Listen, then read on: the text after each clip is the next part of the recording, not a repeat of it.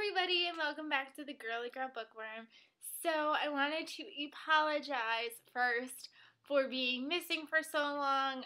As you can tell, if you've watched my other videos, I was getting my carpets cleaned on Saturday, and it is now Tuesday. I wasn't able to get back into my room until last night, so there was no way I could film a video because I was stupid and I left my iPad in my bedroom, and then I couldn't get to my TBR books until literally just now because everything was still on my window seat.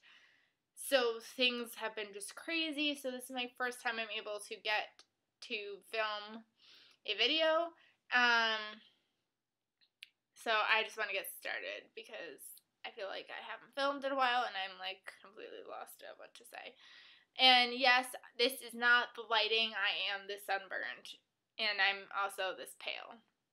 This is what happens when you read outside for 3 hours and don't think the sun is that bad. You just burn on the front and not on the back. Word to the wise, wear sunscreen. So this month I read 16 books, and I was really happy with that because, again, if you've been watching me for a while, you know in January I read 20, February I read 19, March I read 18, April I read 17, so it was only fitting in May to read 16, which is actually pretty good because I think last May I only read 8, and May was like one of my worst reading months last year, so I will take 16. So the first book I read was The Secret Life of CC Books by Diane Chamberlain. I gave this 5 stars. I really enjoyed this book. This is an adult book, but I loved it nonetheless. Then I read Commencement by J. Courtney Sullivan. I gave this 4 stars. This is also an adult book that centers around girls that have made friends with each other in college. Then I read Blessed by Tanya Hurley. This one was also a 5-star read. Sorry, I apparently can't take pictures normal.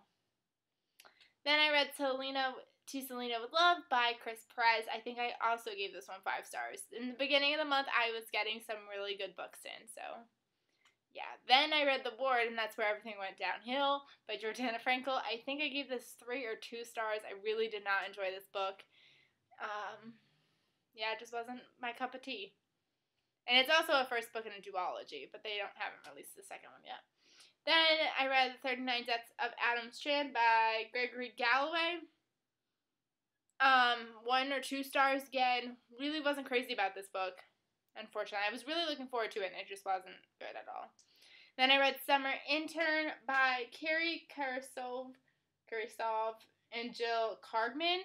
I gave this one 4 stars, closer to 3-ish, because it was just kind of a really quick, short, kind of cheesy read that was good, but it wasn't like the best thing on the planet, if you know what I'm trying to say. Then I read Picture Perfect by Janice Thompson. I believe I also gave this 4 stars. This is also an adult novel. I read a lot of adult books this year. Not this year, but this month. Sorry, those are my bookshelf organization videos. Then I read Rebel Angels by Libba Bray. This is the second book in the Gemma Doyle trilogy. I gave this one 4 stars. I liked it a lot better than A Great and Terrible Beauty. So, I did. I read it. I did. Then I read The Sweet Far Thing, which is also by Libba Bray. This is the 3rd and final book in the Gemma Doyle trilogy. And I also gave this one 4 stars. This Beast of a Monster book, 4 stars. Then I read Amy Rogers' Epic Detour by Morgan Matson. I gave this one 4 stars as well. This has been like kind of a 4-star month. And I really enjoyed this book, but it wasn't one of my favorites. I don't understand the hype around this book whatsoever, but I still enjoyed it, so it is what it is. Then I read The Husband List by Janet Ivanovich and Dorian Kelly. I almost called him Dorian Gray. Where my head is at, I don't know. I believe this one also got a 3-star rating for me. Adult book.